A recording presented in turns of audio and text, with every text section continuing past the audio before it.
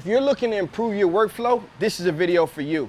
How you guys doing? My name is Stan Banks from T-Shirt Side Hustle, and I help you start t-shirt business from home, wherever you're at. And like I said, if you're looking to improve your workflow, this is the perfect video for you. And don't be intimidated by what you see here. No matter what size operation you have, you can learn something from this video, and we're gonna get to it right after the intro.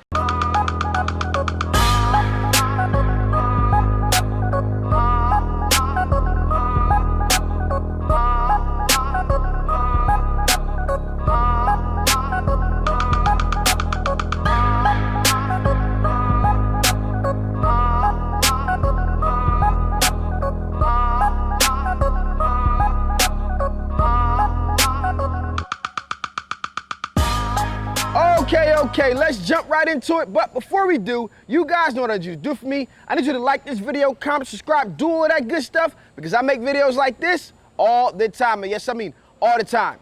So today I want to take a look at two things. Our industry seems to be shrinking, but a lot of companies out there are growing. So we're going to take a look at Deco Press's heat press department over the last few months. But more importantly, we're going to dive deep into workflow and little changes that can improve your process. So let's go and take a look.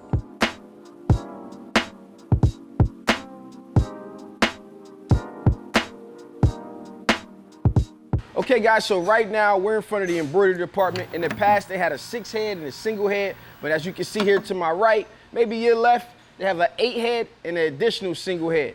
8 heads, 6 heads are definitely good for major productions, the same run over and over again.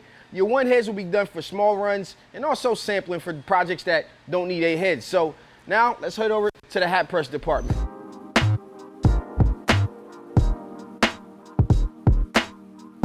So right now we're in front of the hat press department, which has grown definitely in the last few months.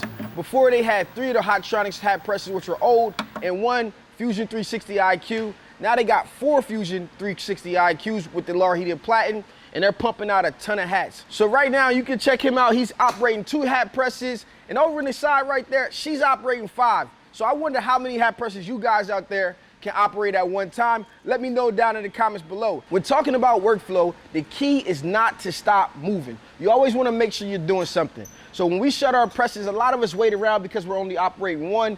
Maybe if we're operating 2, we're moving. So in order to figure out what the best flow is for you, you're gonna have to implement a lot of different techniques and try them out and see what works best. Now let's head over to the major changes when it comes to the heat press department, and that's the flatbed press operation and the flow of how you can get things in and out a lot faster. Let's take a look.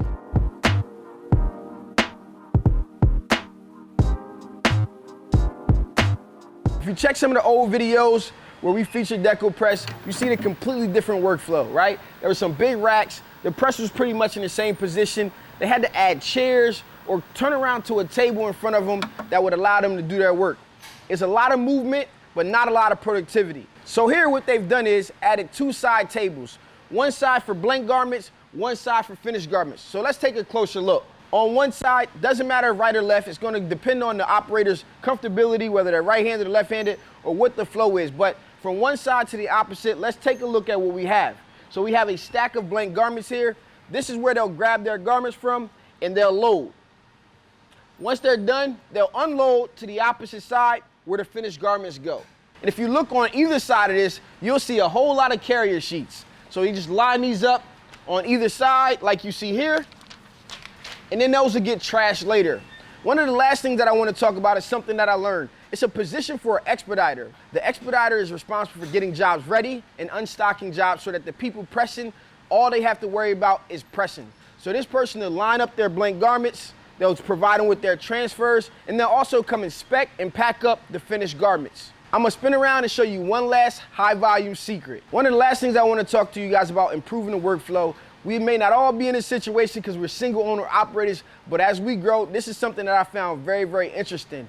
Because they want all of their press operators just to focus on pressing, they added what is called an expediter. And what that person does, he's responsible for unpacking and packing goods, right? So when the blank garments come in, he takes them, he lines them up so that person can then go ahead and press. When they're finished with the garments, he is the person that inspects and packs up the jobs. When the jobs are scheduled, he actually lines them up in lanes.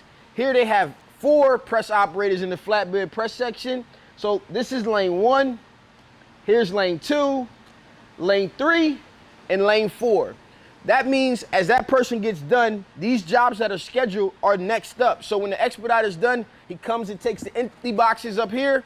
He'll pack away the finished garments, slide everything forward, and start to get that press operator ready for the next job.